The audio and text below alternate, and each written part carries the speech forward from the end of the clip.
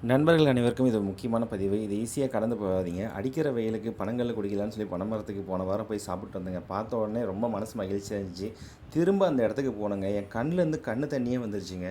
இத்தனை வருஷம் வேல்யூ உள்ள பனைமரங்கள ஃப்ளாட்டு போடுறேன்னு அந்த இடம் ஃபுல்லா வெட்டி, பனைமரத்தெல்லாம் சாய்ச்சி, அது கிடக்கும்போது பார்த்தா எனக்கு மனசுக்கு அவ்வளோ வேதனையா இருக்குதுங்க. உண்மையாலுமே சொல்றேங்க.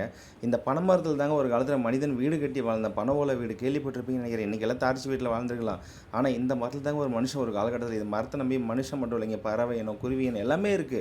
இத ஒரு ஓரமா ஒதுக்கி விட்டுட்டு ஒரு ஃப்ளாட் அந்த மரத்தோடைய வேல்யூவ சொல்லி சேல்ஸ் பண்ணுங்க. தயவு செஞ்சு ரியல் எஸ்டேட் பண்றவங்க அவ்வளோ பேரு இந்த மாரி ஒரு கேவலத்த பண்ணாதீங்க. மரம், செடி இதெல்லாம் அழிக்காதீங்க.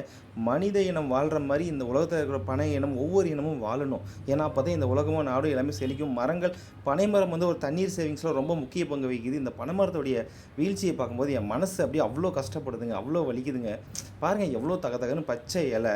மரம் அப்படியே பார்த்தீங்கன்னா உளுந்து ஆலமரம் மாதிரி சரிஞ்சு கிடக்குதுங்க. அது நமக்கு எவ்வளோ நன்மைகளை தெரியும். நமக்கு, நம்ம தலைமுறைக்கு, நம்ம குடும்பத்துக்கு எவ்வளோ நன்மைகளை தருது தெரியுங்களா? இதை போய் அநியாயத்துக்கு அழிக்காதீங்க. பார்க்கும்போது அவ்வளோ மனசு வேதனையாக இருக்குங்க. தயவு செஞ்சு இந்த வீடியோ ஷேர் பண்ணுங்கள்.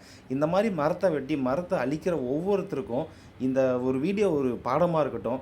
தயவு செஞ்சு மனித இனத்தை நீங்கள் பாருங்கள், மரத்தை அழிக்கிறன்னு நினச்சிட்டு மனித இனத்தையே அழிச்சிக்கிட்டு இருக்கீங்க.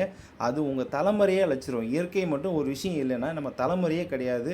பணம் மற்ற விஷயங்களை சேவிங்ஸ் பண்ணி நீங்கள் எந்த பிரயோஜனமும் கிடையாது. இந்த மாதிரி நிறைய விஷயங்கள், நல்ல விஷயங்களை சேவிங்ஸ் பண்ணி இதுதான் உங்கள் தலைமுறையை காப்பாற்றும். தயவு செஞ்சு இந்த ரியல் எஸ்டேட்காரங்க இதெல்லாம் புரிஞ்சுக்கோங்க. தேங்க்யூ.